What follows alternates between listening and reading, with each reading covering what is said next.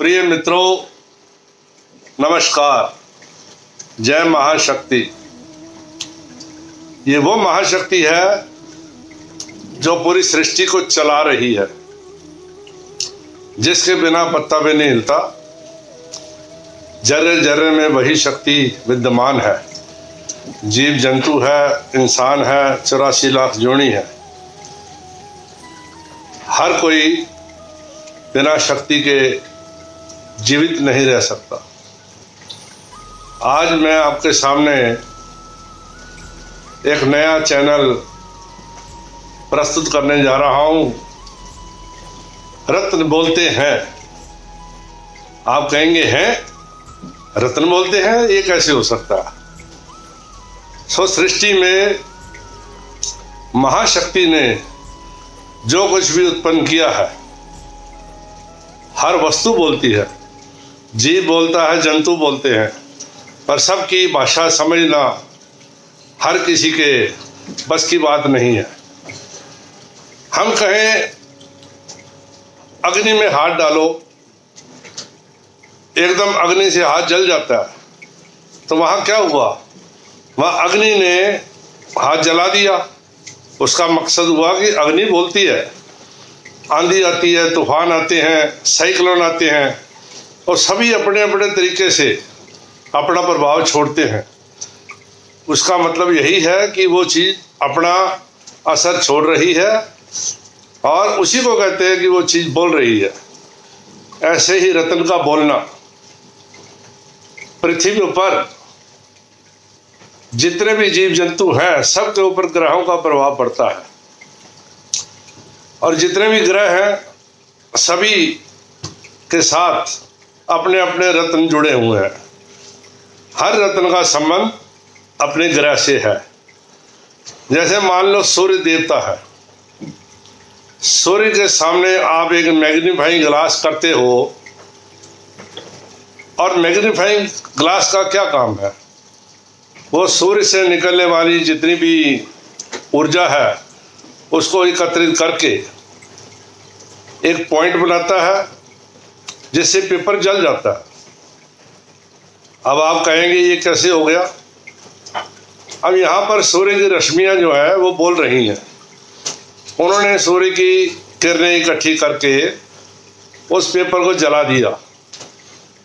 इसी तरह गुरु नानक देव ने कहा था कि लाखों त्रिलोकियाँ हैं, लाखों पृथ्वी, लाख आकाश, लाख चंद्रमा, लाख सूरज, इसका अंत नहीं है। अंतरिक्ष कई ग्रहों से, कई पृथ्वियों, चंद्रमा से भरा पड़ा है। तो ऐसे ही हम लोग पृथ्वी ग्रह पर सब लोग हैं, और पृथ्वी ग्रह के ऊपर अंतरिक्ष में विद्यमान सभी ग्रहों का प्रभाव पड़ता है।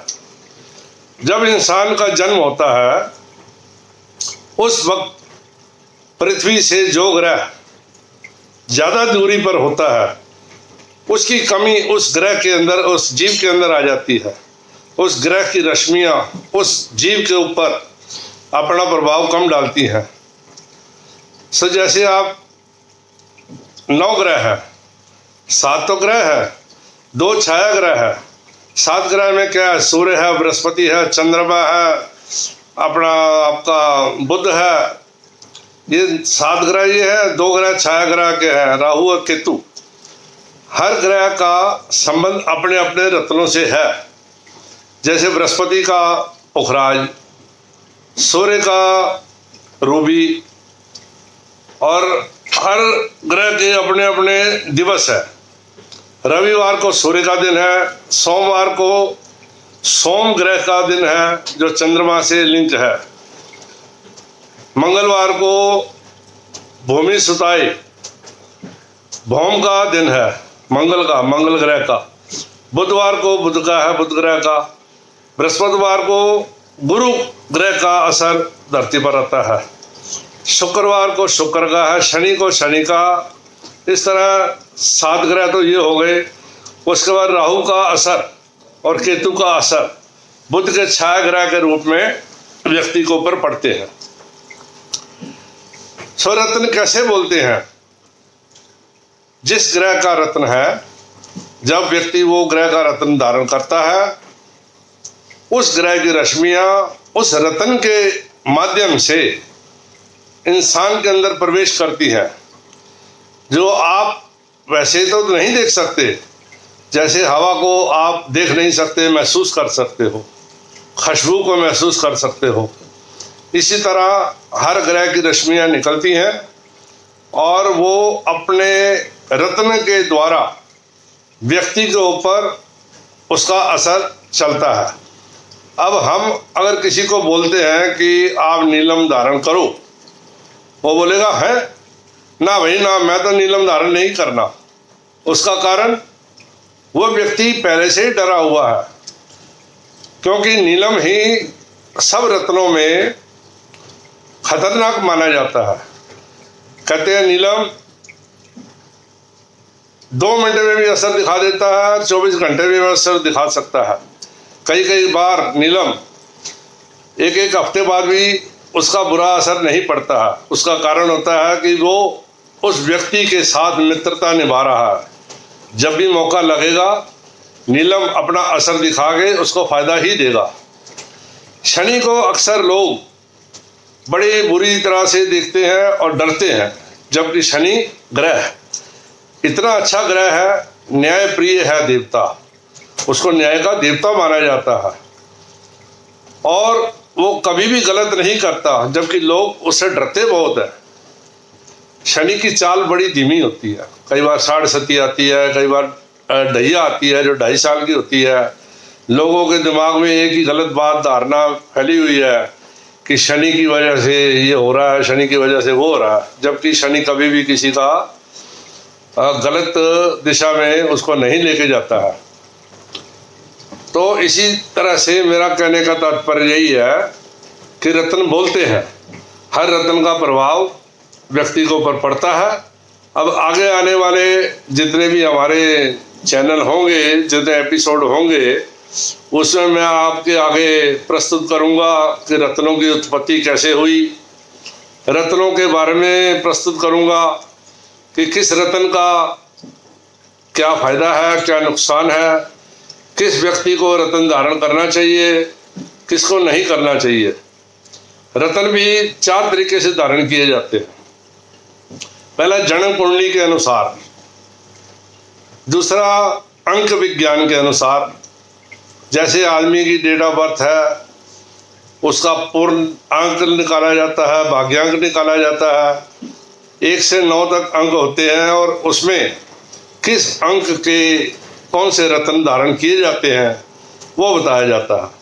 कई बार किसी इंसान की जन्म की तारीख का मालूम नहीं होता, उस वक़्त उस व्यक्ति के हस्तरेखा का परीक्षण किया जाता है। तीसरा तरीका ये है हस्तरेखा विशेषज्ञ का। अब व्यक्ति की भविष्य का मस्तक पढ़ के भी मूल्यांकन किया जाता है, अलंकन किया जाता है, आकलन किया जाता है, नाक से भी किया जाता है, थंब इम्प्रेशन से भी किया जाता है। कई लोग थंब के द्वारा उसके वर्तमान, भूतकाल और भविष्य काल की चर्चा करते हैं। सो ईश्वर ने जब इंसान को सृष्टि में भेजा, उस वक़्त ईश्वर ने अपने पास कोई भी झमेला नहीं रखा। हर इंसान के साथ उसके भाग्य का, भविष्य का, वर्तमान का और भूतकाल का लेखा जोखा उसके हस्तरेखाओं में, उसके थंब में, अंगूठे में, उसके मस्तक में, उसके चेहरे पे, उसके पैरों पे सब फोटो प्रिंट दे के भेजा है। आज अगर कोई भी एस्ट्रोलॉजर, कोई भी हस्तरेखा विशेषज्ञ अगर किसी के बारे में 60%, 50%, 70% बता देता है, बाकी 20, 30, 40% नहीं बता पाता, उसमें उस व्यक्ति का दोष है कि जो 60%, 70% बिल्कुल ठीक बताया जा रहा है, बाकी उसमें 30%, 20%, 40% का अभाव है, तो उसकी योग्यता के ऊपर निर्भर करता है। और कहने का मतलब ये है, कहने का तात्पर्य ये है कि ज्योतिष भी एक तरह का विज्ञान है, जैसे आप एलोपैथी की दवाइयाँ खाते हो अपने शरीर को ठीक करने के लिए, आयुर्वेद की खाते हो, होम्योपैथी की खाते हो, और विभिन्न प्रकार के दवाइयाँ आप ग्रहण करते हो कि आपका शारीरिक रोग उससे समाप्त हो जाए। इसी तरह सबसे ऊपर सर्वोच्च क्वालिटी का जो विज्ञान है वो ज्योतिष विज्ञान है। इसके लिए चाहिए कि व्यक्ति बताने वाला संपूर्ण रूप से अनुभव सहित बताए, उससे कहीं भी गलत नहीं हो सकता। जबकि एस्ट्रोलॉजी जो ज्योतिष विज्ञान है वो काफ़ी टफ है। उसके हिसाब से अंक विज्ञान, हस्त विज्ञान, ये काफ़ी आराम से समझने वाली चीज़ें हैं, इसमें ज़्यादा दिक्कत नहीं होती है। ज्योतिष में, एस्ट्रोलॉजी में, उसमें थोड़ी सी परेशानी अवश्य होती है, और गहरी विद्या है वो जो साइंस आज ढूंढ रही है। वो हमारे ऋषि मुनियों ने कई वर्षों पहले अपने अंदर की आंखों से देख लिया था। जैसे मैंने आपको पहले बताया कि गुरु नानक देव जी ने कहा कि कई त्रिलोकियां हैं, कई सूरज, कई चांद, कई तारे, कई ऐसे एक नहीं लाखों हैं। साइंस आज ढूंढ रही है। उस वक्त हनुमान चालीसा में हनुमान जी की जो पुस्तक है उसमें लिखा हुआ है सूर्य धरती से कितनी दूर है। आज साइंस उसको सिद्ध कर रही है कि हाँ वाकई इतनी दूर है। उसको बिल्कुल सही नापा गया साइंस द्वारा कि जो ग्रहों में लिखा, जो किताबों में लिखा, जो ग्रंथों में लिखा, वो बिल्कुल संपूर्ण रूप से सत्य है। इसमें कोई भी कहीं संशय नहीं है। ज्योतिष हमेशा ही सफल रहा है, सफल रहेगा और सफल है। आने वाले एपिसोड में मैं आपसे पुनः आग्रह करता हूँ कि मैं आपको अंक विज्ञान के बारे में भी बताऊँगा, हस्तरेखा के बारे में भी बताऊँगा, और रत्नों के बारे में तो आपको संपूर्ण रूप से आपके लिए समर्पित हूँ। आपका संपूर्ण रूप से जितना मेरे अंदर तुच्छ व्यक्ति के अंदर ज्ञान है वो आपको ज्ञान से भरपूर कर दूंगा। ये महाशक्ति ही सब कराएगी, इंसान के बस में कुछ नहीं है। ईश्वर ने हर किसी की चिप बना रखी है। आज आप मोबाइल में एक छोटे से मेमोरी कार्ड में कुछ भी फीड कर लो, लाखों चीज़ें उसमें स्टोर हो जाती हैं। ऐसे ही ईश्वर ने हर व्यक्ति की चिप बनाई हुई है। सब कुछ निर्धारित है, पर थोड़ा सा कोशिश करके किसी भी आने वाली घटना, दुर्घटना को कम किया जा सकता है। ऐसा तो नहीं है कि वो दुर्घटना घटेगी नहीं या घटना घटित नहीं होगी। घटना घटित अवश्य होगी। अब बरसात आती है, बारिश में आप अगर ऐसे चले जाओगे बाहर तो आप संपूर्ण रूप से गीले हो जाओगे। अगर आप वहीं पर छाता पहन लोगे, छाता हाथ में पकड़ के चलोगे, तो उसमें आप 50, 60, 70% बच जाओगे। अगर वहीं आप रेन कोट पहन लेते हैं, रेन सूट पहन लेते हैं, उसमें आपको सिर्फ 5-10% का ही भीगने का अवसर मिलेगा। तो इसी तरह रतन, ऐसा नहीं है कि रतन पहनने से असर नहीं होगा। रतन पहनने से सबसे पहले आदमी की मानसिक स्थिति बढ़िया होती है, उससे आदमी बोल्ड हो जाता है। हम बचपन में सुना करते थे कि रात को हमारे बुजुर्ग कहते थे कि कहीं रात को आप जा रहे हो, अगर सड़क पे कोई कुत्ते बैठे हैं तो मुट्ठी को आप एकदम बंद कर लो। अब क्या होता था कि मुट्ठी को बंद कर लेते थे। अब वहाँ क्या हुआ, कुत्ता भी वहीं बैठा है, हम भी वहीं से जा रहे हैं, डर भी वही है, पर हमारा ध्यान मुट्ठी की तरफ चला गया। हमने मुट्ठी को जोर से बंद कर दिया। अब हमारा ध्यान केंद्रित हो गया मुट्ठी की तरफ। सब कुत्ते से डर हमें कम हो गया। इसी तरह जो रतन हम धारण करेंगे वो हमारे को मॉरल सपोर्ट देता है, हमारे मानसिक संतुलन को बढ़िया करता है, और 101% उसका असर होता है। देखो, किसी भी रतन का व्यक्ति के ऊपर असर होना प्लस माइनस वो निर्भर करता है कि सबसे पहले व्यक्ति की जन्मपत्री की डेट ऑफ बर्थ ठीक हो, जन्म की तारीख ठीक हो, समय ठीक हो, फिर उस जन्मपत्री को पढ़ने वाला विद्वान वो बिल्कुल अनुभवी होना चाहिए। अगर जन्मपत्री ठीक है, बताने वाला ठीक है, तीसरा नंबर आ जाता है रत्नों का, रत्न भी ठीक होने चाहिए। फिर चौथा नंबर है रत्नों को धारण करने का समय और रत्नों को धारण करने का धातु, रत्न के धारण करने का दिन, रत्न के धारण करने का मंत्र। अब भीड़ जा रही है, भीड़ में अगर कोई जा रहा है उसको आवाज आप कैसे देंगे?